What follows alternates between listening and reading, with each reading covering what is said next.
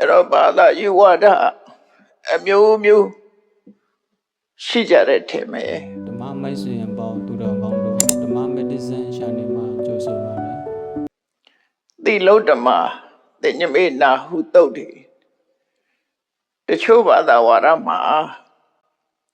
ကိုချင်းသီလကောင်းယုံနဲ့ကိလေသာတွေကစင်ကြယ်နိုင်တယ်လို့ခေါ်တာရှိတယ်သီလဟာအမြင့်ဆုံးပဲကိုချင်းသီလကောင်းယုံနဲ့လမ်းဆုံးပတ်နိုင်ရောက်တယ်ဆိုတဲ့ဝါဒရှိတယ်ဘုရားဘာသာမှာတော့သီလဟာအခြေခံသာဖြစ်တယ်လမ်းဆုံးပတ်နိုင်မရောက်ဘူးသုတ်တိဆိုတဲ့ကိလေသာအညစ်အကြေးတွေကစင်ကြယ်ဘုရားတရားတော်အရဘုရားရဲ့ဟောပြောကြအရာဆိုလို့ရှိရင်အဆင့်9ဆင့်ရှိတယ်တော့သီလဝိသုဒ္ဓိသုတ်တိဆိုတဲ့ဝိသုဒ္ဓိနဲ့တူတူပဲလို့မှတ်တာသုတ်တိဝိသုဒ္ဓိဆိုစင်ကြယ်တယ်ဆိုမကောင်းမှုအကုသိုလ်တွေကစင်ကြယ်သွားတာကိလေသာအညစ်အကြေးတွေကလွတ်ကင်းပြီးတော့သွားတယ်အဲ့တော့ဘုရားရဲ့တရားတော်အရသီလဝိသုဒ္ဓိဆိုတာဝိသုဒ္ဓိ9ပါးမှာအစပဲရှိသေးတယ်လမ်းဆုံးပတ်နိုင်မဟုတ်ဘူးတချို့ဘာသာဝါဒတွေအရသီလနဲ့ပြည့်စုံလို့ရှိရင်သူကလုံးဝကိလေသာအညစ်အကြေးတွေဆွန်ကြသွားပြီလုံးဝဘာသာရဲ့လမ်းဆုံးပတ်နိုင်ကိုရောက်သွားပြီလို့သူဆိုတယ်ဒါကြောင့်သီလုဓမ္မသင်္ညမေနာဟုတုတ်တယ်သီလရှိုံနဲ့စင်ကြယ်တယ်လို့တချို့ဘာသာတွေကဆိုကြတယ်အဲ့ဒီမှာဒီပရပိုက်တီအချို့ရဲ့အယူဆနဲ့ပတ်သက်ပြီးပြောမှဆိုလို့ရှိရင်သူတို့ရဲ့အမြင့်ဆုံးပုဂ္ဂိုလ်ထိတ်တန်းကြတဲ့ပုဂ္ဂိုလ်ဆိုတော့ဘယ်လိုပုဂ္ဂိုလ်တုံးလို့သူတို့သတ်မှတ်တုံးဆိုဒီအချက်၄ချက်နဲ့သတ်မှတ်ထားတယ်အချက်၄ချက်ကဘာလို့ဆိုနကာယေနပါပကမ္မံကရောတိကိုယ်ဒီလေးရောက်မကောင်းမှုအကုသိုလ်မလုပ်ဘူးတဲ့ဒါတစ်ခုနပပိကံဝါစံပတတိအပြစ်မကင်းတဲ့အကုသိုလ်ဖြစ်တဲ့စကားမျိုးကိုမပြောဘူးနပပကံသင်္ကပ္ပံသင်္ကပေတိမကောင်းမှုအကုသိုလ်အတွေ့အကြုံကိုမတွေ့နပပကံအာဇေဝကံအာဇိဝိကံအာဇိဝတိ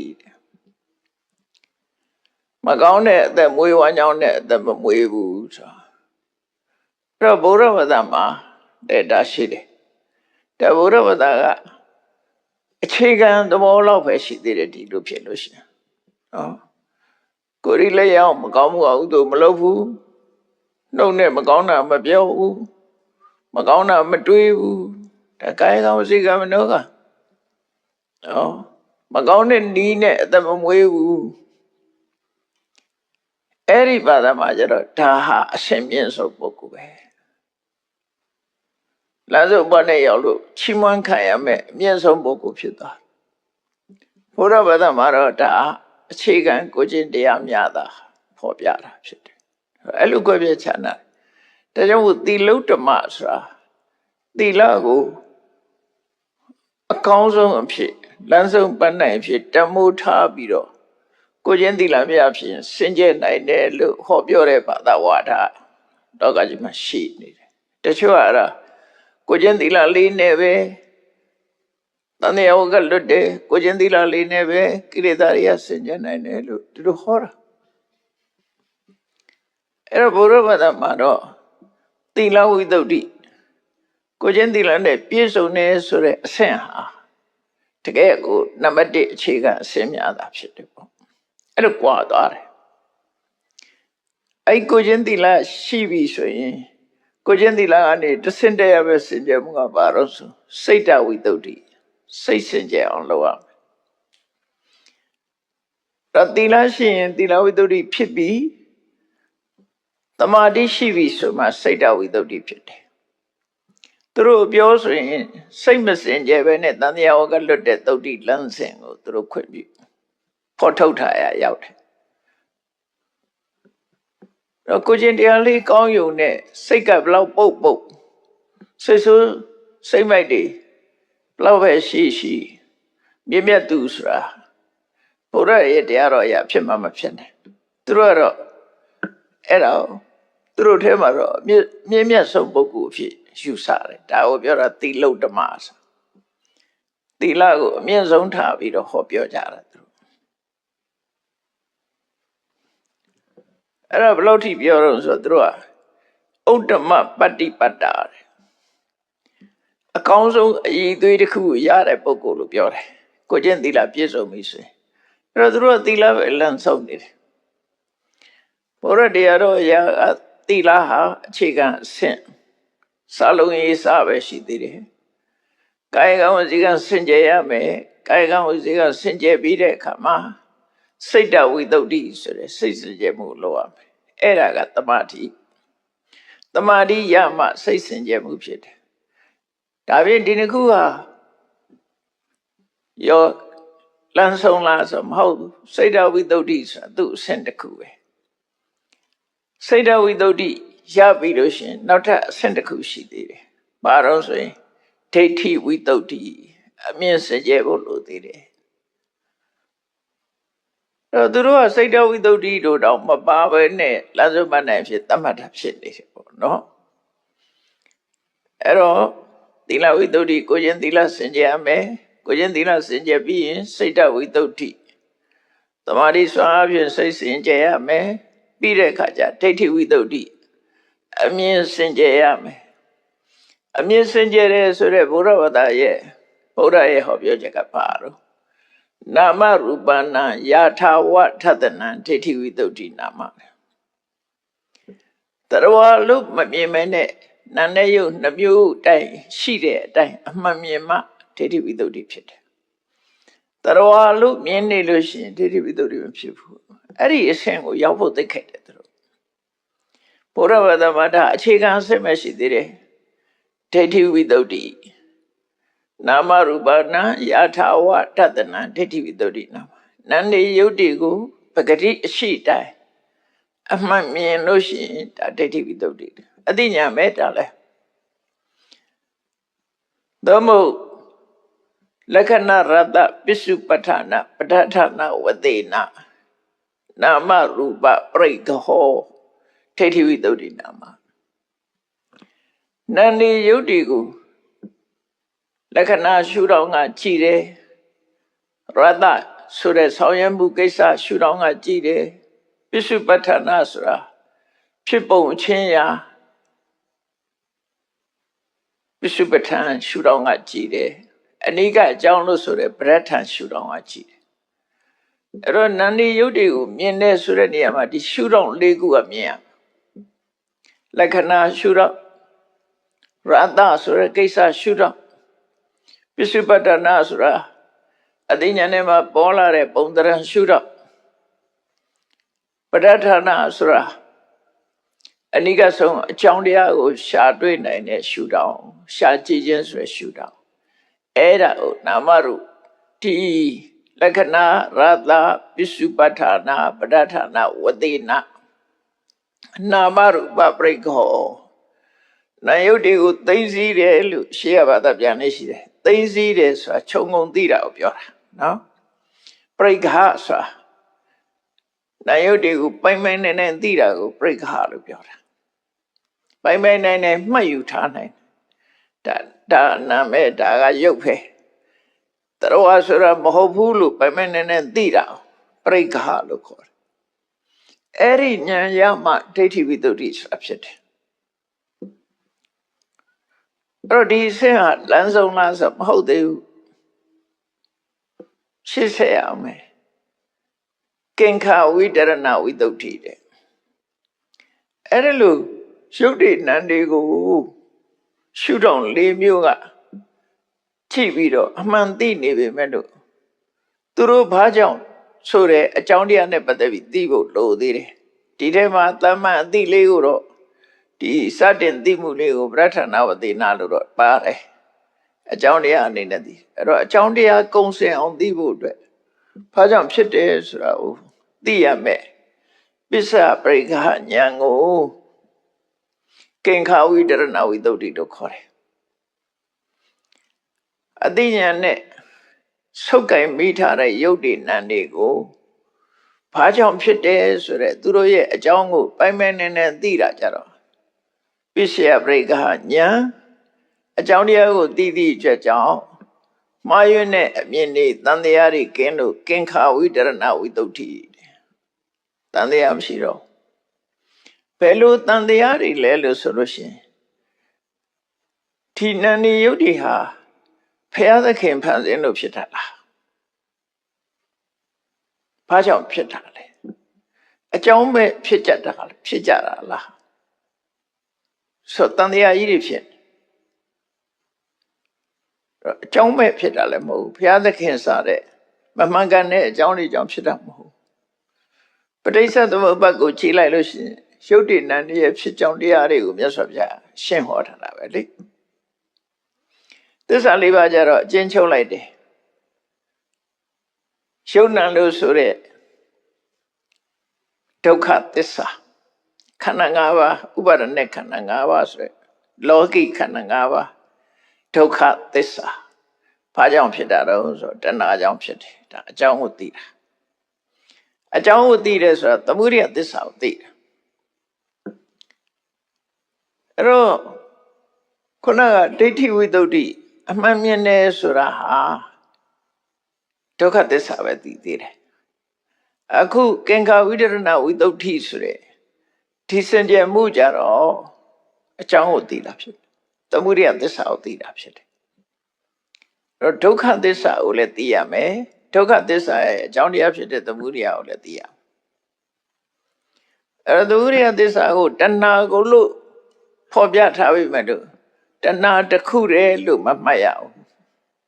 အကြောင်းတရားအလုံးကိုကိုယ်စားပြုထားတယ်တခါလေကိုယ်စားပြုတယ်ဆိုတာရှိတယ်လေနော်တတ်မှတ်ပြီးတော့ပြောတာအကုန်လုံးဖော်ပြောလို့မရဘူးဒီအဲ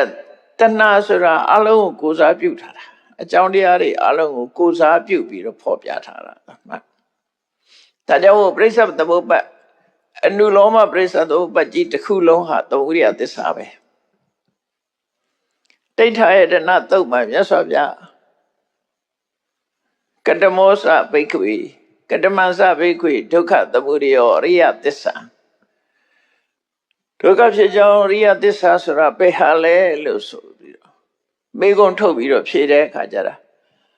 အဝိဇ္ဇပစ္စယသင်္ခါရသင်္ခါရပစ္စယဝိညာဏနဲ့ဆိုပြီးတော့အနုလောမပရိစ္ဆေသမုပ္ပါဒ်ကိုခေါ်လိုက်တာတော့သစ္စာဒေသနာဆိုတာအကျိုးနဲ့အကြောင်းကိုအချင်းလေးတင်ဟောတာအဲ့ဒါကိုချဲ့လိုက်တော့ပရိစ္ဆေသမုပ္ပါဒ်ဖြစ်တာအဲ့ဒါကိုထပ်ချက်လိုက်ရင်ပဋ္ဌာန်းဖြစ်တယ်ဒီလိုဆိုလိုတာနော်သစ္စာမှာအကြောင်းနဲ့အကျိုးအချင်းအပြင်ဟောတယ်ပရိစ္ဆေသမုပ္ပါဒ်ကျတော့အကြောင်းတရားတွေကဘာအကျိုးတရားတွေကဘာဆိုပြီးတော့သိုပ်ထုတ်ပြီးတော့ဟောတယ်အကြောင်းကြောင့်အကျိုးဖြစ်တယ်အကြောင်းတရားတွေကအကျိုးဖြစ်အောင်ထောက်ကူပြုတယ်လို့တလောက်ပဲဟောသွားတယ်ပဋ္ဌာန်းရောက်တဲ့အခါကျတော့ဘာတတ္တိနဲ့ခြေဆုပြုတာလဲဘယ်လိုခြေဆုပြုတာလဲဆိုပေါ်လာတယ်ဥပမာတူတယောက်ကတယောက်ကိုခြေဆုပြုတယ်ဘယ်လိုခြေဆုပြုတာအထောက်ကူပေးတယ်ဘယ်လိုထောက်ကူပေးတာလဲဥပမာဟေတုတတ္တိဆိုလို့ရှိရင်ဟေ6ပါးကလောဘဒေါသမောဟအလောဘဒေါသမောဟဆိုရယ်ဒီဟေ6ပါးကဒီဟေတုတရားတွေကသူနဲ့ရှင်တဲ့စိတ်စေတသိက်တွေတို့အဲ့ဒီစိတ်စေတသိက်တွေကြောင့်ဖြစ်တဲ့ယုတ်တွေတို့ရှင်သန်ပြီးတော့ဆက်လက်တည်တတ်နေအောင်ထောက်ကူပြုတာဒါရှင်သန်စီဒီအကျိုးတရားတွေဟာရှင်သန်နေတယ်ဥပမာမဲ့ ပန်းအိုးထဲမှာရေထည့်ထားတယ်ရေထည့်ထားပြီးတော့အဲ့ဒီပန်းလေးကိုစိုက်ထားတယ်ဆိုဒီပန်းလေးကိုမနွားအောင်ရေကထောက်ကူပြုတ်ထားတယ်ဘယ်လိုထောက်ကူပြုတ်ထားလဲဆိုရင်ဒီပန်းလေးလန်းဆန်းနေအောင်ထောက်ကူပြုတ်တာ maintain လုပ်ထားတာပကတိလန်းဆန်းအောင်ဒီရေကနေထိပေးထားတာပဲလေအဲ့ဒီသဘောကိုပြောတာအဲ့တော့ပဋ္ဌာန်းကြတော့စွမ်းဆောင်ပုံတတ္တိကိုပဲထည့်ပြီးတော့ဟောလိုက်တာ24ပစ္စည်းဆိုတာတတ္တိကိုပြောတာအဲ့တော့သစ္စာပဲဖြစ်ဖြစ်ပဋိစ္စသမုပ္ပါဒ်ပဲဖြစ်ဖြစ်ပဋ္ဌာန်းပဲဖြစ်ဖြစ်သဘာဝတရားတွေဟာအကြောင်းနဲ့အကျိုးဆက်သွယ်ဖြစ်ပေါ်နေပုံကိုပြတာကြီးပဲကောအဲ့တော့မြတ်စွာဘုရားရဲ့တရားတော်ဒီအကြောင်းနဲ့အကျိုးကိုရှင်းပြတယ်အကြောင်းကမိလောကဘာမှမဖြစ်ဘူးလို့အဲ့ဒီအကြောင်းတရားတွေကိုပိုင်ပိုင်နိုင်နိုင်သိပြီဆိုတော့တန်တရားမဖြစ်တော့အကြောင်းသိလို့ရှိရင်တန်တရားမဖြစ်ဘူးဘယ်လိုမဖြစ်တာလဲတန်တရားဘယ်လိုဟာတွေဖြစ်တတ်တာဥပမာမဲ့ကိုယ်တွေးကြည့်လိုက်လေနောက်ဘဝမှာငါဖြစ်အောင်မလားဘယ်လိုဖြစ်မှာလဲဘယ်ပုံစံနဲ့ဖြစ်မှာလဲဘာကြောင့်ဖြစ်မှာလဲတွေးကြည့်လိုက်ကိုယ့်အကိုအမဆုံးမြတ်နေသေးရင်တန်တရားဖြစ်နေတာပဲနော်အတိတ်ဘဝတော့ငါရောငါဖြစ်ခဲ့သလားဘယ်လိုပုံစံနဲ့ဖြစ်ခဲ့သလဲအခုလက်ရှိဘဝရောငါဆိုတာဟုတ်လားငါဖြစ်နေတာရောဟုတ်ကလားဆိုပြီးတော့တန်တရားတွေ16မျိုးရှုံမတန်တရား16မျိုးရှိတယ်နော်အနာဂတ်နဲ့ပတ်သက်ပြီးတော့5မျိုးအတိတ်နဲ့ပတ်သက်ပြီးတော့5မျိုးပြစ္ဆုတ်ပံနဲ့ပတ်သက်ပြီးတော့6မျိုးအဲ့ဒါယုံမတန်တရား16မျိုးအဲ့ဒီယုံမတန်တရား16မျိုးကိုဟောဒီအကြောင်းအကျိုးကိုသိချသိပြီဆိုလို့ရှိရင်အဲ့ဒီတန်တရားဆိုတာမရှိတော့ဘူးတန်တရားကိုကျော်လွှားနိုင်တယ်ဘယ်လိုကျော်လွှားဘဝမှာဖြစ်ဦးမလားဆိုအခုဘဝမှာနောက်ဘဝဖြစ်မဲ့အကြောင်းတရားတွေကိုမှဖြစ်နေတယ်လေနောက်ဘဝဖြစ်မဲ့အကြောင်းတရားတွေဖြစ်နေတာဖြစ်သောကြောင့်နောက်ဘဝဖြစ်အောင်မလားလို့တန်တရားဖြစ်เสียမရှိတော့အကြောင်းတရားတွေရှိနေသေးရင်ဖြစ်မှာပဲဒီလိုဆိုလို့တာနော်အကြောင်းတရားတွေကိုပမနေသိပြီဆိုရင်အကြောင်းတရားတွေရှိနေဖြစ်မှာပဲဒါပြင်တိတ်တုံးကဖြစ်ခဲ့လားအဲ့တော့လည်းအကြောင်းတရားတွေရှိရင်ဖြစ်ခဲ့မှာပဲဆုံးဖြတ်နိုင်သွားတယ်နော်အဲ့လိုဆုံးဖြတ်နိုင်တာအဲ့လိုပရိစ္ဆေသမုပ္ပါဒ်ပဲဖြစ်ဖြစ်ပဋ္ဌာန်းပဲဖြစ်ဖြစ်ဒီအကြောင်းနဲ့ဒီအကျိုးဒီအကြောင်းတရားတွေရှိနေရင်ဒီအကျိုးတရားတွေဖြစ်နေတယ်ဆိုတာကိုသိရှိနားလည်တဲ့ပုဂ္ဂိုလ်အကြောင်းရှိနေသမျှဖြစ်နေဦးမှာပဲအကြောင်းမဖြစ်တော့မှရလိမ့်မယ်ဆိုတာကိုတန်တရားမရှိတော့ဘူးတန်တရားကိုကျော်လွှားနိုင်သွားတယ်တန်တရားကင်းစင်တဲ့ဝိသုဒ္ဓိကိုကင်္ခာဝိတရဏဝိသုဒ္ဓိလို့ခေါ်တယ်အဲ့ဒီအကြောင်းတရားနဲ့ပတ်သက်ပြီးတော့ပိုင်နိုင်မသိလို့ဘာသာတရားတွေဟာအမျိုးစုံပေါ်နေတာကြည့်လေလူတွေဘာကြောင့်ဖြစ်တယ်ဆိုတာတရားဝါတွေကဘာကြောင့်ဘဝမှာဖြစ်တယ်ဘာကြောင့်သေဆုံးကြတယ်ဘာကြောင့်ပြန်မွေးကြတယ်နော်ဆိုတာတွေမဲ့အမျိုးစုံတွေးနေကြတယ်လေနောက်ဆုံးမှာအဗဓမ္မထူးဆန်းပြီးတော့မတူညီတဲ့အကြောင်းတရားတွေကိုတွေ့တဲ့အခါမှာဘာမှမဆုံးဖြတ်နိုင်တဲ့အခါဘုရားသခင်ဖန်ဆင်းတာလို့ပြောလိုက်တာအဲ့ဒါလွယ်ပြောတဲ့စကားပဲမိုးကုတ်ကလူတွေလည်းပြောတာရှိတယ်ဟာလားပိုးကုတ်ကလူတွေဘာပြောတော့ဆိုမြေကြီးတွေကတွင်းထဲကထွက်လာတဲ့ပရမညာကြောက်ဟာလေးဘက်လေးတန်းချောပြီးတော့သွေးထားသလိုဖြစ်နေတဲ့ကြောက်ကလေးတွေရှိတတ်တယ်လူသွေးတာမဟုတ်ဘူးနော်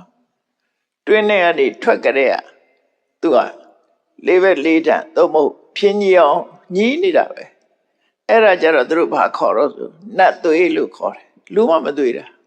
လူမသွေးတော့နတ်သွေးလို့ခေါ်တယ်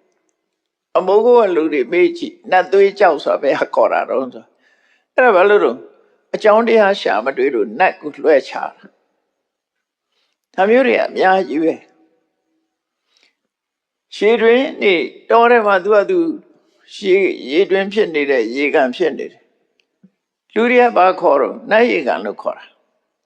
နတ်ရေတွင်လို့ခေါ်တာအမှန်တော့ဘယ်သူမှလာမတူဘူးသူသဘာဝအတိုင်းဖြစ်သွားတာအဲ့တော့နတ်ရေကန်နတ်ရေတွင်လို့ဖြစ်နေကြတယ်အဲ့လိုပြောစရာတွေကအများကြီးပဲနော်ပြောစရာတွေအများကြီးငယ်တော့တွေ့ဘူးတဲ့ကလေးတွေခေါင်းမှာဘာယောဂလို့တော့မသိဘူးကွက်ပြီးတော့ဆိုရင်နေပြောင်းနေတတ်တယ်ကွက်ပြီးတော့ဆိုရင်နေပြောင်းနေတာဒါတခုတော့ဖြစ်မှာပေါ့ဆရာဝန်တွေတော့သိမှာခေါင်းကိုဆိုရင်နေကကွက်ပြီးကျွတ်တာရှိတယ်ကိုယ်ကလည်းမြင်မှုတယ်ကိုတော့မဖြစ်ဘူးသူများဖြစ်တာမြင်မှုတယ်အဲ့ဒီလိုခေါင်းမှာဒိုးလုံးတော့ကွက်ပြီးတော့ဆိုရင်နေကျွတ်ပြီးတော့ဆိုရင်မပေါက်ထားကြတော့ဘာပြောတော့ဆိုနတ်နှုတ်တာတဲ့ဘယ်နှကမှအာရလာပြီသူဆိုရင်လာနှုတ်နေမှာမဟုတ်ဘူးနော်သို့တော့အကြောင်းရှာမတွေ့လို့ပြောတယ်ဆိုတဲ့သဘောကိုမှတ်သားဖို့ပါအထာဝရဘုရားသခင်နတ်တကုရှင်ကဖန်ဆင်းတယ်ဆိုတာအကြောင်းရှာမတွေ့လို့ပြောတဲ့စကားတစ်ခုပဲနောက်ဆုံးမှာ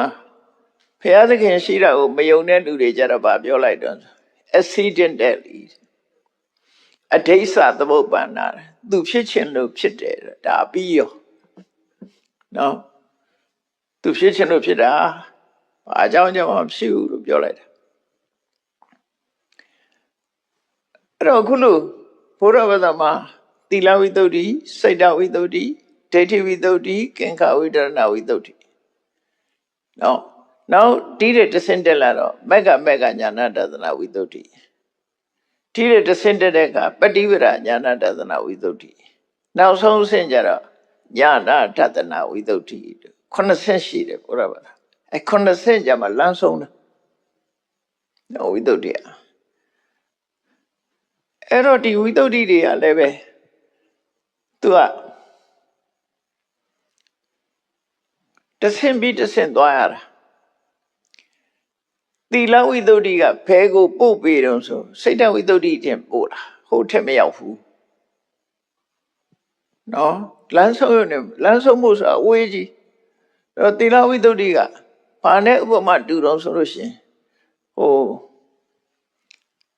တန်ခွင်းဆက်ထားတဲ့ကြိုးလေးတွေတွေ့လိမ့်မယ်ချင်းကြိုးလေးတွေ့လိမ့်အကွင်းလေးတွေလောက်ပြီးဆက်ထားလေအဲ့ဒီအကွင်းလေးတွေဆက်ထားတဲ့ဟာပထမတန်ခွင်းကဒုတိယတန်ခွင်းနဲ့သာဆက်တာတတိယနဲ့မဆက်ဘူးဒုတိယတန်ခွင်းကလည်းတတိယနဲ့ပထမနဲ့ပဲဆက်တယ်ဟိုဘက်မဆက်ဘူးသူ့ဆက်နဲ့သူသွားတာလေအဲ့ဒါလိုပဲသီလဝိတ္တုကဘယ်ကိုပို့ပြီးတော့ဆိုစိတ်တဝိတ္တုပဲပို့စိတ်တဝိတ္တုကဘယ်ကိုပို့တော့ဆိုဒိဋ္ဌိဝိတ္တုကိုပို့တယ်ဒိဋ္ဌိဝိတ္တုကဘယ်ကိုပို့တော့ကင်္ခဝိတရဏဝိတ္တုကိုပို့တယ်ကင်္ခဝိတရဏဝိတ္တုကမက္ကညာဏတသနာဝိတ္တုကိုပို့တယ်မက္ကညာဏတသနာဝိတ္တုကမှပฏิပဒညာဏတသနာဝိတ္တုကိုပို့ပြီးတော့ပฏิပဒညာဏတသနာဝိတ္တုကညာဏတသနာဝိတ္တုဆိုတဲ့မဲ့အစဉ်ကိုပို့လိုက်တာအဲ့ကြတော့မှလမ်းဆုံးတယ်ဘုရားတရားတော်ဆိုလိုတာကသီလဝိတ္တုကညာဏတသနာဝိတ္တုအဆင့်ကိုမရောက်ဘူးအဲ့ဒီကိုမပို့နိုင်ဘူးအဲ့တော့သီလကနေမက်ဖို့တန်းပေးတာမဟုတ်ဘူးနော်အခြေခံအကြောင်းအနေနဲ့သာဖြစ်တာတဘုရားတရားတော်ရအဲ့လိုဆိုလို့တယ်ဝိပဿနာဉာဏ်နဲ့တဆင့်အဲ့ဒီတော့ဒီမှာမိစ္ဆဝါဒမှားရွံ့တဲ့အယူဆယူတဲ့ပုဂ္ဂိုလ်တွေကြတော့သီလုတ္တမသင်္ညမေနာဟုသုတ်ထိန်သီလကိုလမ်းဆုံးပန်းနိုင်အဖြစ်ခံယူထားတဲ့ပုဂ္ဂိုလ်တွေကတော့တဲ့ဆောင်စိမ်မှုသီလဖြင့်တန်တရားကစင်ကြယ်တယ်ဆိုတဲ့သုတ်ထိကို လက်ခံယူဆနေကြတယ်ဒါကြောင့်မလို့သူတို့ဟာဝတ္တံသမတာယဥပဋ္ဌိတတိသီလကိုလမ်းဆုံးပတ်နိုင်ထားပြီးတော့အကျင့်တရားတွေကိုစောင့်တည်ပြီးတော့နေကြတယ်ဘာအကျင့်တွေကျင့်တာတော့လို့ဆိုခွေးလိုကျင့်တာတို့ဝက်လိုကျင့်တာတို့နွားလိုကျင့်တာတို့သူတို့ရဲ့ရည်ရွယ်တဲ့ကခွေးဖြစ်မဲ့အကုသိုလ်ကံတွေနွားဖြစ်စေမဲ့အကုသိုလ်ကံတွေကုန်မို့ရအတွက်ကြိုတင်ပြီးတော့ခွေးဖြစ်ထားလိုက်တော့ပေါ့ဒါပါပဲနော်ကျွေးတင်မဲ့ပိုက်ဆံကြိုးပြီးတော့ပေးရင်တော့ရကောင်းရမှာပေါ့နော်အခုလို့ကြိုးပြီးတော့အကုသိုလ်ကံခံထားလို့ဆိုတာတော့မရနိုင်ဘူးနော်မရနိုင်သို့တော့အယူဝါဒအရာသူတို့ယုံကြည်ခြင်းနဲ့သူတို့လောက်တာလေဒါဝတ္တဆိုတာအကျင့်တစ်ခုကိုစောင့်တည်တာဒါရင်မကဘူးမိစ္ဆာအယူဝါဒအကျင့်တွေအပြည့်နာပဲအများကြီးရှိတယ်မောရဝတ္တတဲ့ထောင်းလို့ကျင့်တယ်မဂ္ဂတဝတ္တမြောက်လို့ကျင့်တယ်အမျိုးစုံနေအောင်ပဲတိရစ္ဆာန်ကျင့်နေကျင့်တယ်အဲ့ဒီလိုအကျင့်တွေနဲ့ဆင်ကျင့်နိုင်တယ်ဆိုပြီးတော့အဲ့ဒီအကျင့်တွေကိုစောင့်တည်ပြီးတော့ယက်တည်နေကြတယ်ဣဒေဝသိက္ခေမအထတ္တသုတ်တိပုပ္ပနိဒာကုသလဝတ္တနာသူတို့ဟာဒီကျင့်နေတာကျင့်နေတာဘဝအပေါ်မှာတွေ့တာနေကြတယ်ဘဝပဲတန်တရားတွေကဘဝတစ်ခုပေါ်မှာသူတို့ဆွဲမဲ့နေကြတယ်ဘဝတစ်ခုကိုရောက်သွားကြတာပဲအဲ့ဒီလိုလုပ်ပြီးတော့ကိုယုံကြည်ရာဒီအကျင့်တွေနဲ့လမ်းဆုံးနိုင်မယ်ဆိုတဲ့ရွယ်ချက်တွေနဲ့ကျင့်သုံးနေကြတာဖြစ်တယ်တဲ့တကယ်ကတော့သီလဆိုတဲ့အကျင့်တရားမှလမ်းမဆုံးပါဘူးလို့ဒါမိစ္ဆဝါဒနဲ့ပတ်သက်ပြီးတော့ဒီလိုအဖြေဖြေတာနော်ဒါနဲ့လမ်းဆုံးတာမဟုတ်ဘူးဒါကြောင့်မကောင်းတဲ့အကုသိုလ်လုပ်တွေမလုပ်ယုံမကောင်းတဲ့အကုသိုလ်ဖြစ်တဲ့စကားမပြောယုံအကုသိုလ်ဖြစ်တဲ့အတွေ့မတွေးယုံနဲ့အကုသိုလ်ဖြစ်စေတဲ့အသက်မွေးဝမ်းကြောင်းကိုအသက်မမွေးယုံတော့ဒုစရိုက်နဲ့အသက်မွေးရင်အဲ့ဒီလိုအကုသိုလ်ဖြစ်တဲ့အသက်မွေးပေါ့ဒီလိုဆိုလိုတာပေါ့အဲ့ဒီကာယကံစင်ကြယ်မှုဝစီကံစင်ကြယ်မှုမနောကံစင်ကြယ်မှုအသက်မွေးဝမ်းကြောင်းစင်ကြယ်မှုဒီ၄မျိုးလောက်နဲ့တန်တရားကလွတ်နိုင်တယ်ဆိုတဲ့သုတ်တိလမ်းစဉ်ကိုသူတို့ဟာချမှတ်ပြီးတော့သီလကိုမြတ်တလို့တမိုးထားပြီးစောင့်တည်သီလရှိရင်မဲ့တကယ်သူတော်စင်ကြီးဖြစ်သတ်မှတ်နေကြတယ်ဗုဒ္ဓဘာသာမှာတော့အခြေခံပဲရှိသေးတယ်လို့သူတို့ဆိုလို့ရပေါ့နော်အခြေခံပဲရှိသေးတယ်အဲ့ဒီကနေဆက်ပြီးတော့ဒီသီလကိုတမိုးထားပြီးတော့ဒီအကျင့်တရားတွေကိုခံယူစောင့်တည်နေကြတဲ့ပုဂ္ဂိုလ်တွေဟာဒီကိုချင်းသီလကနေရှော့ကျသွားတာသူတို့ခံယူစောင့်တည်ထားတဲ့အကျင့်တွေကနေရှော့ကျသွားတာမရှိဘူးလားအဲ့ဒါနဲ့ပတ်သက်ပြီးသစေစုတော်သီလဝတ္တတော်ဟောတိပဝေတတိကမ္မဝိရာတိဣတာကိုချင်းတရားကိုအထွတ်ထိပ်ထားပြီးတော့ကျင့်မိမယ်လို့ခံယူစောင့်တည်ပြီးတော့လိုက်နာကျင့်သုံးမိမယ်လို့အကြောင်းနှမျိုးကြောင့်ကိုချင်းသီလပြတ်ပြားသွားတာရှိတယ်ကိုချင်းသီလအကျင့်ကနေရှော့ကျသွားတာရှိတယ်နော်ကြာဆုံးသွားတာရှိတယ်လောက်တာမအောင်မြင်မှုပေါ့လောက်တာမအောင်မြင်ဘူးကိုစောင့်တည်ထားတဲ့အလုပ်တစ်ခုကမအောင်မြင်ဘူးလို့ဆိုလို့တယ်ပေါ့ကိုချင်းသီလရှော့ကျသွားအဲ့ဒီလိုသစေစုတော်သီလဝတ္တတော်ဟောတိသီလနဲ့စောင့်တည်ထားတဲ့အကျင့်တရားမှအကယ်၍ရှော့ကျသွားတယ်ဆိုလို့ရှိရင်တဲ့စိတ်ထဲမှာတုန်လှုပ်ကြတယ်မကောင်းမှုကဥဒ္ဓတွေငါဖြစ်တော့မှာပဲဆိုပြီးတော့စိတ်နှလုံးတုန်လှုပ်ကြတယ်။ဘာကြောင့်လို့ဆိုရင်သူလုပ်တဲ့လုပ်ငန်းတစ်ခု မအောင်မြင်လို့စိတ်နှလုံးတုန်လို့တယ်သီလပြတ်သွားတယ်အကျင့်တရားသတ်မှတ်ထားတာပြတ်သွားတယ်စီဖောက်ပြီးသွားတယ်အဲ့ဒါနဲ့စိတ်နှလုံးတုန်လို့မှုတွေဖြစ်လာအချိုးဆက်ကတော့အဲ့ဒီလိုစိတ်နှလုံးတုန်လို့သွားတဲ့အခါကျတော့ဘာဖြစ်တုံးဆိုတာပစ္ဆပတိပဋ္ဌိယတိသသုတ်ထေသူကသီလနဲ့အကျင့်ကိုတဏှာကစင်ကြယ်နိုင်တဲ့သုတ်တိဖြစ်သတ်မှတ်စင်ကြယ်မှုအနေနဲ့သတ်မှတ်ထားတာဖြစ်သောကြောင့်ကိုချင်းတရားနဲ့ဆောက်တည်ထားတဲ့အကျင့်ကနေပြီးတော့ရှော့ကြပြက်ပြက်သွားသည့်အတွက်ကြောင့်အဲ့ဒီဆုံးရှုံးသွားတဲ့သီလနဲ့ကိုချင်းတရားကိုသူဟာတထန္တရဖြစ်သွားတယ်တထန္တရဖြစ်သွားတယ်ငါမအောင်မြင်ဘူးပြည့်ပြည့်စုံစုံမလိုက်နိုင်ဘူးဆိုပြီးတော့အဲ့တော့ဒီကိုချင်းသီလနဲ့ဒီဟိုရင်ကနေပြီးတော့ရှော့ကြတယ်ဆိုတာဘာကြောင့်ရှော့ကြတာလဲလို့ဆိုတာကိုအကြောင်းတစ်ခုပြထားတစ်ခုက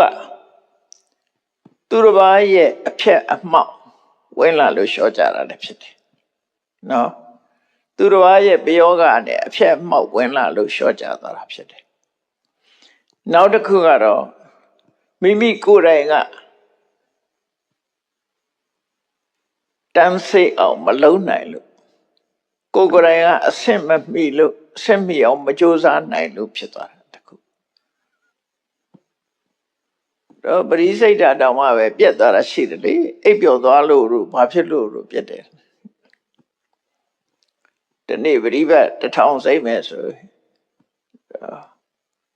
ပြက်တာလေးရှိတာအဲ့ဒါမျိုးပြောတာနေစဉ်ဖျားရှိခိုးမဲ့လို့အဋ္ဌာန်တပဲအဋ္ဌာန်ပြက်ချင်းပြက်သွားတာပဲလေအဲ့ဒါမျိုးပြောတာရှော့ကြသွားတယ်ရှော့ကြသွားတဲ့အခါကျတော့ကိုယ်အဋ္ဌာန်ကိုယ့်ရဲ့လို့ရဲ့မအောင်မြင်သည့်အတွက်ကြောင့်စိတ်နှလုံးတုန်လှုပ်မှုဖြစ်ပြီးတော့ဘာဖြစ်လဲလို့ဆိုရင်သုတ်ထိကိုတန်တပြီးတော့လူခါဘယ်လိုခံစားရတယ်လဲလို့ဆိုရင်ရှေးခေတ်ကခရီးသွားကြတာကုံတယ်တွေနဲ့လဲကုံတယ်တွေနဲ့အတူလိုက်ပါကြတယ်တယောက်တည်းကိုအဝေးလတ်နဲ့ခရီးကိုတယောက်တည်းသွားလို့မရလဲအုပ်နဲ့နော်လူအုပ်ကြီးနဲ့ဖွဲ့ပြီးတော့သွားကြတာခရီးသွားပေါ်တယ်ခုခေတ်လို့မလို့လဲပေါင်း900နဲ့သွားတယ်ဆိုအဲ့လဲနဲ့လိုက်ကြနောက်ကလမ်းလျှောက်လိုက်တာပဲဖြစ်စီလဲအုပ်နဲ့သွားတို့ဆိုအန္တရာယ်ဖြစ်တဲ့ဒီတော်ကြီးတွေထဲမှာဖျားတာဆိုအုပ်လိုက်သွားကြတာသူတို့အဲ့ဒါကိုတတ်ထလို့ခေါ်တယ်ကုံဒီအုပ်စုပေါ့တမျိုးကနေတမျိုးသွားပြီးတော့ဆေးရောက်ကြတဲ့အခါမှာရှင်းတော့လဲပဲရှိတာတော့အခုတော့တွဲကားကြီးတွေနဲ့သွားရင်တော့ပေါ့သင်္ဘောကြီးတွေနဲ့သွားရင်တော့အဲ့ဒီလဲအဖွဲ့ပေါင်း900လောက်ကိုမျိုးစုံတဲထားတယ်ရိတ်ခါလဲတင်ရတယ်စခန်းချတဲ့နေရာမှာချက်ပြုတ်စားတော့ပြီးတော့သွားကြတာခီးရှိထွက်ကြအဲ့ဒီလက်ကုံတဲ့တွေနဲ့အတူလိုက်ပြီးတော့အဲ့ဒီလူဟာအိပ်ပျော်နေလို့ဖြစ်စေခီးမဆိုင်လို့ဖြစ်စေကုံတဲ့တွေထွက်သွားတာလဲအုပ်ကြီးပေါင်းထွက်သွားတော့မသိလိုက်လို့ကြံရစ်သွားတဲ့လူတယောက်ဘယ်လိုခံစားရအောင်လဲစဉ်းစားကြည့်နော်တော်ထဲမှာသူတယောက်တည်းကြံရစ်တယ်လူတွေကသွားကုန်ပြီအကုန်လုံးအုပ်စုလိုက်ကြီးသွားပြီသူကကြမ်းကြည့်တယ်အဲ့သူတယောက်တည်းကြံပြီးတော့အဖော်တွေနဲ့ကွဲသွားတဲ့အခါမှာကိုယ်အိမ်လည်းမဟုတ်ကိုယ်အိမ်ကလည်းတခြားရောက်နေတယ်ဆိုရင်အဲ့ဒီလူရဲ့တန်တမှုကဘာဖြစ်မလဲကုံဒီအုပ်စုကိုလည်းသူမျောတွေ့ချင်တယ်သို့မဟုတ်အိမ်ပြန်ရောက်ချင်တယ်အဲ့ဒါအတွက်သူစိတ်ပူနေမှာပဲလေတော်ထဲမှာသူကြံရတာကိုရှေ့ခီးဆက်ဖို့အမတမခက်ခဲတယ်နောက်ပြန်လှဲဖို့လည်းအမတမခက်ခဲတယ်ခီးကအမတမဝေးတယ်အဖော်တွေကလည်းတယောက်မှမရှိတော့ဘူးတယောက်တည်းကြံရတဲ့ဆိုတာပြောလို့ ခုနကကိုယ့်ရဲ့အထိတ်ထံမအောင်လို့သီလနဲ့ကိုချင်းတရားကနေရှော့ကျသွားတဲ့ပုဂ္ဂိုလ်ရဲ့ခံစားချက်ဟာအဲ့တိုင်းပါပဲဒီကထာနဲ့လို့ရှင်းပြတာနောက်တစ်ခုကသီလပဒံဝါပိပဟာယတပ္ပံကမ္မင်းစသဝိစ္စမနဝိစ္စမေတ္တံသုတ်တိန်အသုတ်တိန်တိအပတ္ထယနောဝိရတောစရိတန္တိမနုက္ခာယဒါကဘုရားရဲ့တရားတော်အရချင်းကြံအထုတ်လို့ရဟန္တာဖြစ်သွားတဲ့ပုဂ္ဂိုလ်ရဲ့အခြေအနေကိုဖော်ပြတာတန္တိမနုက္ခာယဆိုတာအမျိုးမျိုးတွေးထင်ပြီးတော့ယူဆနေတဲ့မိစ္ဆာအယူဝါဒတွေကိုမယူတော့ပဲဒီနေရာမှာတန်တိဆိုတာငြိမ်းချမ်းတာပြောတာမဟုတ်ဘူးဒါမို့လို့ဒီထက်ကပါဠိတွေကတော်တော်ခက်ခဲတဲ့ပါဠိတွေဖြစ်နေအဓိပ္ပာယ်တွေကကိုပြချနာတယ်သူတန်တိတန်တိအနုခါယဆိုမိစ္ဆာယူဝါဒမှားယွင်းတဲ့အယူဆတွေတစ်ခုမှမမှတ်ယူပဲသီလနဲ့လမ်းဆုံးတယ်ဆိုတဲ့အယူဝါဒထိုကိုချင်းသီလကိုစောင့်တည်ပြီးတော့ကျင့်သုံးတဲ့အကျင့်တရားအဲ့ဒါတွေအားလုံးကိုစွန့်လွတ်လိုက်တဲ့တခုမှဒါတွေကအလုံးမဖြစ်ဘူးဘာလို့လဲဆိုရင်ခွေးလို့ကျင့်ခွေးပဲဖြစ်မှာပဲနွားလို့ကျင့်နွားပဲဖြစ်မှာပဲတုတ်တိဆိုမလားခြေချိုးရင်ချမ်းမှာပဲရှိတယ်စင်ကြယ်မှာမဟုတ်ဘူးထမင်းလျှော့စားရင်ဗိုက်စာမှာပဲရှိတယ်ထမင်းမစားဘဲနဲ့အာဟာရသုတ်တိဆိုနော်တနေ့ကိုနည်းနည်းလေးစားပြီးတော့ကျင့်လို့ရှိရင်တန်တရားကလွတ်တယ်လို့သူတို့ယူဆတာလည်းရှိတယ်အာဟာရသုတ်တိလို့ခေါ်တယ်နည်းနည်းလေးစားရင်သူကဝိတ်ကြပြီးပိန်သွားမှာပဲရှိတယ်ကိရိတာတော့စင်ကြယ်မှာမဟုတ်ဘူးနော်အစားစောင့်နေလို့ရှိရင်ဝိတ်ကြပြီးပိန်မှာပဲလေအပြတ်မှာပဲဒါပဲရှိတာအဲ့ဒါအာဟာရသုတ်တိဆိုပြီးတော့လေယုံကြည်ပြီးလက်နဲ့ကျင့်သုံးကြတာပဲအဲ့လိုကျင့်သုံးမှုတွေကလောကမှာတော်များတယ်ဒီသုတ်တိနဲ့ပတ်သက်ပြီးမြတ်စွာဘုရားကိုယ်တိုင်ဒီသူတို့ရဲ့အယူဆတွေနဲ့ပတ်သက်ပြီးဟောပြောထားတာရှိတယ်နော်မြတ်စွာဘုရားကိုယ်တိုင်ပဲကျင့်ခဲ့ဘူးတယ်လေအာဟာရသုတ်တိဆိုတာဒုက္ခရစရိယကျင့်တဲ့အချိန်တုန်းကစီးသီးလောက်လေးတင်စားပြီးတော့တနေ့ကိုစီးသီးလောက်တိုင်းတာလေးပဲနောက်ကလေးနည်းနည်းလေးစားထွင်းလေးနည်းနည်းလေးစားပြီးကျင့်လုံးဝကြီးအာဟာရတော့မဖြတ်ပဲနဲ့နည်းနည်းလေးပဲစားတယ်လုံလောက်မစားတော့ဘာဖြစ်တော့ပိန်ချုံသွားဒုက္ခရစရိယဘုံတော်ကြီးတွေ့လိမ့်မယ်ပေါ့ပိန်ချုံနေတာဆိုဘလောက်ထိအောင်ပိန်ချုံသွားတော့ဆိုဖိုက်ဆိုပြီးကင်လိုက်မယ်ဆိုရင်ကြောရိုးစမ်းမိနေဘိုင်းနဲ့ကြောရိုးကကတ်သွားတယ်လို့သူတို့ပြောတာပဲနော်အယိုးတွေဖြစ်သွားအယိုးတွေမကဘူးလက်မပေါက်တဲ့အမွှေးတွေကိုသွားကင်လိုက်ရင်အမွှေးတွေကျွတ်ပါကုန်တယ်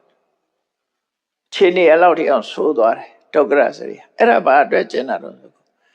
အာဟာရနဲ့စင်ကြယ်နေရဆိုတဲ့ဒီသုတ်တိလမ်းစဉ်ကိုလိုက်ပြီးတော့အစာဖြတ်ပြီးတော့ကျင့်တဲ့သဘောပဲအဲ့ဒါကိုအဲ့ဒီခေတ်ကခုံယူတယ်လေခုံယူလို့အဲ့ဒါကိုလိုက်ကျင့်ကြနောက်တစ်ခုကတန်တာရိဏသုတ်တိတဲ့တန်တာရသုတ်တိဆိုတာဘဝပေါင်းများစွာဖြတ်တန်းလို့ရှိရင်လေလူဟာစင်ကြယ်တယ်လို့ဒါကဘယ်သူကပြောတာတော့ဆိုမက္ခလိခေါ်တာလားသူ့ရဲ့လမ်းစဉ်ထဲမှာပါတယ်သူကဘာပြောတော့ဆိုတန်တရာသုတ်တိဝါဒနဲ့သူဘယ်လိုပြောတော့ဆိုမင်းတို့ဘာမှလုပ်မနေနဲ့တဲ့လူမိုက်ဖြစ်ဖြစ်ပညာရှိဖြစ်ဖြစ်တန်တရားထဲမှာဆိုအတိုင်းအတာတစ်ခုတိုင်းပဲနေရတယ်တဲ့သူကဥပမာလေးနဲ့ပေးတယ်အချီလုံးလေးတစ်လုံးဆိုပါစို့တဲ့ချိုးစားလေးကကင်ပြီးတော့ဖြေချလိုက်တယ်ချိုးမဆုံးမချင်းဒီအချီလုံးလေးကလိမ့်နေမှာပဲတဲ့နော်အချီလုံးကကျိုးလေး ကျိုးဆုံးသွားတဲ့အချိန်မှာရပ်သွားမင်းတို့တန်တရားထဲမှာဆိုတာလေအဲ့တိုင်းပါပဲသူကသူတိုင်းတာထားတဲ့အတိုင်းတာပမာဏပြီးရင်အလုံးရပ်သွားအလုံးဟာတန်တရားကနေလွတ်ကြမှာကြီးပဲဘာမှလုပ်မနေနဲ့ပညာရှိကလည်းငါပညာရှိတိုးအောင်လုပ်ချင်လို့မရဘူးတဲ့လူမိုက်ကလည်းပိုးနေချင်လို့မရဘူးတဲ့တန်တရားထဲမှာမဟာကရှတန်4,000ထမိုက်အဲ့လောက်အချိန်ကာလတစ်ခုစီးသွားလို့ရှင်မင်းတို့အလုံးတန်တရားကလွတ်ကြမှာတဲ့ဒါတန်တာရသုတ်တိလို့ပြောတာဒီအတွင်းတော့ဘာမှမကြိုးစားနဲ့ဘာမှမရဘူးဒါအဲ့လိုယူဆရလည်းရှိတယ်လေအဲ့ဒါတွေကိုရည်ညွှန်းပြောတာမြတ်စွာဘုရားသုတ်တိနောက်တစ်ခုကဘာလို့ဆိုအာဝသေနသုတ်တိနေရဌာနနဲ့ဆင်ကျက်နိုင်တယ်လို့ယူဆတာအဲ့ဒါဘာနဲ့တူတော့ဆိုလို့ကြီးကိုကြီးသွားပရိစေရင်ကြီးမယ်လို့ထင်တာသူကြီးတာလေကိုကြီးမှမဟုတ်တာသူရဲ့ယုံကြည်ချက်ကိုပြောတာပါအာဝဒနဲ့လေဒီလိုစင်ကြယ်တဲ့ဆိုတော့မဖြစ်နိုင်ဘူးနော်လူတွေကကြမ်းကြမ်းဖန်ဖန်လေးချီကိုကြီးဆိုပြီးတော့ပရိစိတ်တောင်အသေးလေးမကိုမစိတ်ချင်ဘူးအကြီးရွယ်စိတ်တယ်ချီးကျင်တာနော်ဘုရားဘာသာလို့ဆိုရင်ဘုရားဘာသာနဲ့မဆိုင်တဲ့အယူဆွဲတွေကအများကြီးဖြစ်နေတယ်အများကြီးဖြစ်နေဒါတွေကိုသိဖို့လိုအပ်တယ်ပေါ့နော်တကယ်ရောဟုတ်သလားတကယ်ရောဖြစ်နိုင်သလား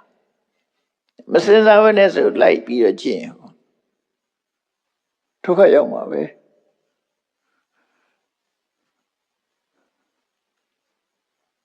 ကြိုက်ထီးဘုရားကိုသုံးခေါက်ပြည့်အောင်တက်လို့ရှိရင်တထေးဖြစ်တယ်အထမ်းသမားတွေခောက်100လောက်တက်ထမ်းရတော့မယ်အခုချိန်ထိဒါလည်းယုံလားဆိုယုံကြတာပဲရှုံးကြတာပဲမောပါမနဲ့တက်တာသုံးခေါက်ပြည့်ရင်တထေးဖြစ်တယ်သုံးခေါက်ပြည့်ရင်ချမ်းသာတယ်ဆိုတက်တာပဲလူဟာဘာမှပြောနဲ့ပြောရင်ယုံတယ်အဲ့ဒါဘာဖြစ်လို့လဲဆိုရင်အသိဉာဏ်အာနဲ့တယ်လို့ခေါ်တယ်ပေါ့အလုံးယုံတာဟာအသိဉာဏ်အာနဲ့အဲ့တော့အသိဉာဏ်ကိုအာမနေစေရဘူးရုပ်တည်ရှိမရှိစဉ်းစားတတ်ရမယ်ဒါလူကပြီးတော့ကြောက်လဲကြောက်တတ်တယ်ငါလုံးတာများမှားနေလားသူများတွေလုံးတယ်လို့လိုက်လုံးမယ်ဆိုတာအဲ့ဒါကြောက်တာကြောက်ပြီးတော့အများနဲ့အဖို့ညှိတာပေါ့ဟုတ်လားကြောက်လို့ရှိရင်အများနဲ့ဖို့ညှိရင်တော့အားတော့ရှိတာသိကြတယ်တယောက်တည်းဆိုကြောက်တယ်နှစ်ယောက်သုံးယောက်ဆိုဖို့ရတယ်ပေါ့အဲ့လိုတွေဖြစ်နေအဲ့လိုတွေလဲလူတွေကယုံကြတာပဲနော်ယုံကြတာပုံနာကြီးကအမတမချမ်းချမ်းစီးစီးနေရမှာရေချိုးနေတဲ့အခါဘာလို့ချိုးတာတော့ဆိုငါလှုပ်ထားတဲ့မကောင်းမှုအောက်သူတွေစင်ကြအောင်ချိုးတာလို့ပြောတော့ဟိုရေးလာခတ်တဲ့ဟိုဆင်းရဲသူမလေးကျွမ်းမလေးတော့ဆရာပုံနာကြီးအဲ့လိုဆိုလို့ရှိရင်ရှည်တဲ့ငါးတွေရောကျွတ်မကုန်ဖေဘူးလားမစင်ကြယ်ဘူးလားသူအမြဲတမ်းရေချိုးနေလေအဲ့ဒါလေးတော့မစင်စားနိုင်ဘူးသူကပညာတတ်ကြီးလေပညာတတ်ပုံနာကြီးဒါပေမဲ့အယူဝါဒအစွဲအရသူလှုပ်တာတော့အဲ့ဒီကလေးမလေးကရှည်ခတ်တဲ့ကျွမ်းမလေးကနေပြီးတော့စဉ်းစားပြလိုက်တော့မှသူသဘောပေါက်သွားတယ်အဲ့ကြောင့်သဘောပေါက်သွားဟုတ်သားပဲရှည်ချိုးနေလို့စင်ကြယ်မဲ့ဆိုရင်တော့ရေထဲကငါးတွေတို့မိချောင်းတွေတို့ရေသတ္တဝါတွေကအကုန်စင်ကြယ်ကုန်မှာပေါ့ဟုတ်အဲ့လောက်လေးကိုမစဉ်းစားနိုင်တဲ့သဘောကိုပြောပြတာပါ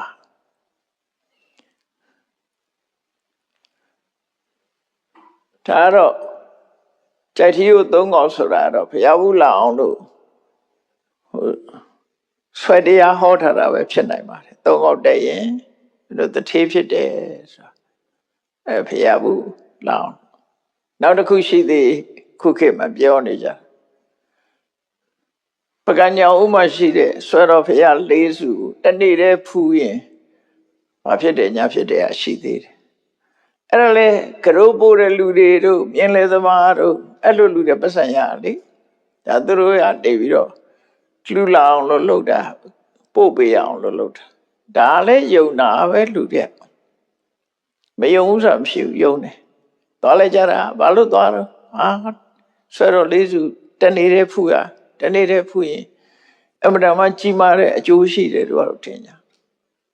အကျိုးဆိုတာဘာလဲဆိုတာမသိဘူးဟုတ်တယ်အဲ့ထက်ပတ်စံတော့ထွက်သွားပြီဟိုဘက်ကသင်္ဘောနဲ့ကူးလိုက်ရရင်သုံးဖို့လှေနဲ့ကူးလိုက်ရရင်ပတ်စံပေးရမြင်းလဲသမားလည်းပတ်စံပေးလိုက်ရအချိန်မီအောင်သွားလိုက်ရတာကိုကြတော့ဘာကြနော်ဆိုဖျားဖူးလို့ရှိရင်တော့ကုသိုလ်တော့ရအောင်ပေါ့သွားခြင်းနဲ့လောဘနဲ့သွားလို့ရှိရင်တော့မောရဖတ်တယ်မောရဖတ်တယ်ဟိုစဉ်းစားဖို့ပြောတာပါဒါတွေလောကမှာယုံကြည်မှုနဲ့ပဲစခန်းသွားနေကြတာတွေများတယ်ပြီးတော့တချို့ကလည်းစင်ကြယ်တယ်ဆိုတာအခိပရိစေယသုတ်တိတဲ့အိန္ဒိယနိုင်ငံမှာဆိုရင်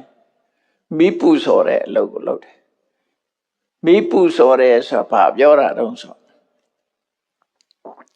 မိနတ်မိကိုအခိထေဝမိနတ်မိကိုနတ်အဖြစ်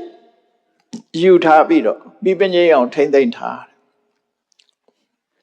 ထိမ့်သိမ့်ထားပြီးတော့ထောပတ်တို့ဘာတို့ထည့်ပြီးတော့မနတ်ဆုပ်ရတယ်မနတ်နဲ့ရွရတယ်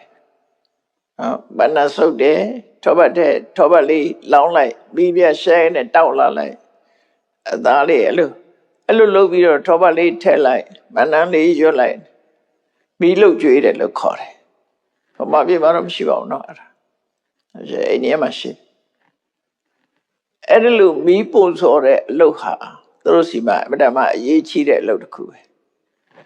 ဘာအတွက်လှုပ်တာတော့ဆိုမီးကနေဆက်သွယ်ပြီးတော့ပြမာကြီးနဲ့ကောင်းကင်ဘုံကကဘာကြီးကိုဖန်ဆင်းတဲ့ပြမာကြီးနဲ့ဆက်သွယ်မှုရသွားတယ်လို့ပြောတာတယ်လီဖုန်းနဲ့ဆက်လို့တော့မရဘူးအဲ့ဒါနော်တယ်လီဖုန်းနဲ့လမ်းပြောလို့မရဘူးအဲ့ဒီမီးထဲမှာထောပတ်ထည့်ပြီးတော့ပူဇော်မှရောက်တာပြမစီရောက်သွားတယ်တဲ့သူပူဇော်တဲ့ဟာတွေဘုရားသခင်ဖန်ဆင်းရှင်ကြီးစီရောက်သွားတော့ဖန်ဆင်းရှင်ကြီးကသူ့ကိုအတိမှတ်ပြုမှာပေါ့လို့နေမှာပေါ့တွေးတာနေဟိုလူကအဲ့တိတောင်တိမှာမဟုတ်ဘာလို့နေမှာတောင်တိမှာသူစီတကယ်လို့မိအိုးတွေပါရောက်ရင်ညှော်စောနာလားဤလားတောင်အောင်မေ့နေတော့ချာညှော်စောနာနဲ့တောင်ပြောနေဦးမယ်မရောက်လို့တော်သေးအဲ့ဒါလို့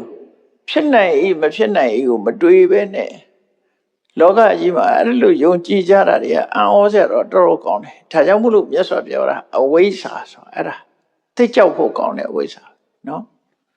အကြောင်းအကျိုးကိုမဆင်ញင်နိုင်တော့အောင်ပိတ်နေတာတို့ဆိုလို့ရပေါ့အဲ့ဒါတွေကိုပြောတာလူလောကတော်ရည်ဆိုတာလို့ဖြစ်တာရှင်ယေနသုတ်တိရှစ်ပူဇော်ပြီးတော့စင်ကြယ်မှုကိုရှားကြတယ်အဲ့ဒါလဲထွင်ထားတာပဲရှစ်ပွဲကျင်းပတဲ့ပုဂ္ဂိုလ်တွေကထွင်ထားတာအေးဖရာသခင်ကိုယဉ်နဲ့ပူဇော်တယ်ဆိုဟိုကြားဘူးရမလားဇလံလေးတစ်ခုဥပရိထေဝီရဲ့ဇလံလေးတစ်ခုညောင်ပင်ဆောင်နတ်ကတောင်သူ့ညောင်ပင်အောက်မှာလူတွေတက်ပြီးတော့ဒီလူတွေရဲ့သွေးနဲ့ညောင်ပင်ကိုပက်မှတိတ်ကြောက်တယ်သူကနန်းနဲ့လေနန်းစောမှာပေါ့လူတွေရဲ့သွေးတွေဆိုတာညှိစေောနန်းနဲ့လေအဲ့လိုလုံးမကြောက်လို့နိပရိယေနဲ့သူကတရားတစ်ပါးသောမင်းရဲ့လေချောင်းသွေးနဲ့ညောင်ပင်အောင်မှပူဇော်မလို့လုပ်တာပညာရှိတဲ့ဘီဗျာငယ်လေးတူကိုခေါ်ပြီးတော့အဲ့ဒီမိဘီဗျာလေးငယ်လေးပြောမှခုနတရားတစ်ပါးသောမင်းတွေဟာအသက်ခံရခြင်းရစ်ပူဇော်ခံရခြင်းလွတ်သွားတဲ့ဆက်ဆက်လမ်းလေးရှိတယ်လေအဲ့ဒီမှာယုဂဇုနတ်ကြီးကိုဒါဆိုပါစို့ပောရိတာရဆိုတဲ့ဘလူတစ်ပိုင်းလူတစ်ပိုင်းကဒီညောင်မင်းဆောင်နတ်ကြီးကြောင့်မို့လို့သူဟာတရားတော်သောမင်းတွေကိုဖမ်းပြီးတော့ဧကရေဘယင်ဖြစ်နိုင်တယ်ဆိုတာကိုခြေစုတင်တဲ့အနေနဲ့ရစ်ပူဇော်တာရစ်ပူဇော်မလို့လုပ်တာအဲ့ဒါကိုတားလို့မရလို့နတ်ကြီးကပရိယေနဲ့တားတာအဲ့ဒီမှာညောင်မင်းဆောင်တဲ့ရဲ့ခြေစုတရားကိုပြန်ဆက်မလို့ဒါကြောင့်မို့လုပ်တယ်ဆိုအဲ့ဒီမိဖုရားဘာပြောတော့ဆို ညောင်ပင်ဆောင်နှက်ကလှုပ်ပေးတာတခုမှမဟုတ်ပါဘူးတဲ့သူ့ညောင်ပင်တစ်ချမ်းမီးလောင်တာတော့သူဘာမလုပ်နိုင်ဘူးမိသက်တော့မခေါ်နိုင်ဘူးသူ့ညောင်ပင်တစ်ချမ်းမီးလောင်တာအဲ့တော့ညောင်ပင်ဆောင်နှက်ကြီးကထွက်ပြီးပြောတယ်ဟုတ်လိုက်လေကွာဟုတ်လိုက်လေသူ့ညောင်ပင်တော့သူမီးမလောင်အောင်မစောင့်ရှောက်နေနဲ့ညောင်ပင်ဆောင်နှက်ကဘလို့လို့ပြီးတရားတော်တော့မင်းဒီဖမ်းပေးနိုင်မှာမဟုတ်ရှုံးတာယုံတာကိုပြောပြတာပါနော်မဟုတ်တဲ့အကြောင်းလူတွေယုံအဲ့တော့ဟိုမိဖုရားငယ်လေးကအဲ့လိုထောက်ပြတာဟိုမဲတဲ့ဟိုဘက်ကြည့်လိုက်တဲ့ညောင်မင်းကြီးတစ်ချမ်းမီးလောင်တာအဲ့ဒါတော့ तू မငြိမ့်နိုင်ဘူးတဲ့ဒီတိုင်းအလောင်းခံလိုက်ရတယ်လေသူတကူရှိရင်ပဲမီးလောက်တော့အသာလေးပေါ့နော်အဲ့ဒါတော့မလုံနိုင်ပါဘူးတဲ့သူပြောတာအဲ့တော့လောကကြီးဟာတကယ်မဖြစ်နိုင်တာတွေနဲ့လူတွေဟာယုံကြည်ပြီးတော့လုံနေကြတယ်လို့ဆိုတာကိုပြောတာတကယ်အသိဉာဏ်ရှိတဲ့ပုဂ္ဂိုလ်တွေကြတော့သီလပတံဝါပိပဟာယတပ္ပံခုနကသီလနဲ့လန်ဆုံးနိုင်တယ်ဆိုတဲ့အယူဆတွေခွေးကျင့်နွားကျင့်နဲ့တန်တရားလွတ်နိုင်တယ်ဆိုတဲ့အယူဆတွေအပြစ်ကင်းတယ်အပြစ်ရှိတယ်ဆိုတဲ့အကုသိုလ်ကံအပြစ်ကင်းတယ်ဆိုအပြစ်ရှိတယ်ဆိုတဲ့အကုသိုလ်ကံနဲ့အပြစ်ကင်းတယ်ဆိုတဲ့ကုသိုလ်ကံတွေဒါတွေအလုံးပြီးတော့တန်တရားကကိလေသာစင်ကြယ်တယ်မစင်ကြယ်ဘူးဆိုတဲ့ဒီအယူဆအလုံးကိုလုံးဝမမျှော်လင့်မနဲ့အဲ့ဒါတွေကိုမိစ္ဆာယူဝါဒတရားတွေကိုဖယ်ရှားပြီးတရားဓမ္မတသက်ကိုကျင့်ကြံပြီးတော့အထောက်အမှာဖြစ်တယ်တဲ့အဲ့ဒီယူဆတွေနဲ့ဘာမှဖြစ်လာမှာမဟုတ်ဘူးဒါတွေကိုပယ်ပြီးတော့မှန်ကန်တဲ့ကျင့်စဉ်နဲ့ကျင့်မှာလို့သူတို့ဆိုလိုတယ်ပေါ့အဲ့ဒါမြတ်စွာဘုရားကဒီမှာသီလပတံဝါပိပဟာယတပ္ပံကမ္မင်္စသာဝိဇ္ဇနဝိဇ္ဇမေတ္တံ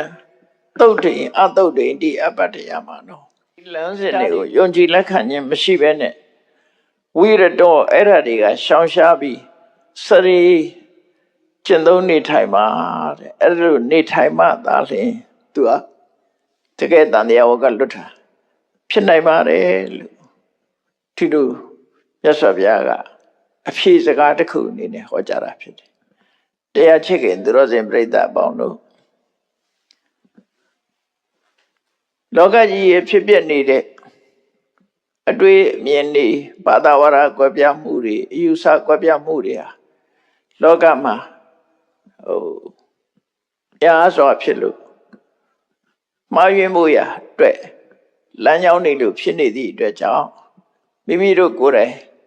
လမ်းမှန်သိရှိဖို့ဆိုတာဓမ္မခဲနေဒါကြောင့်မို့လို့လမ်းမှားဆိုတာတွေကိုမလိုက်ဖဲနဲ့မှန်ကန်တဲ့လမ်းကြောင်းကိုသာလိုက်နေအောင်ကြိုးစားအထောက်ကြရမှာလို့ကိုယ်စီနှလုံးထားပြီးကြိုးစားအထောက်နိုင်ကြပါစေကုန်သတည်း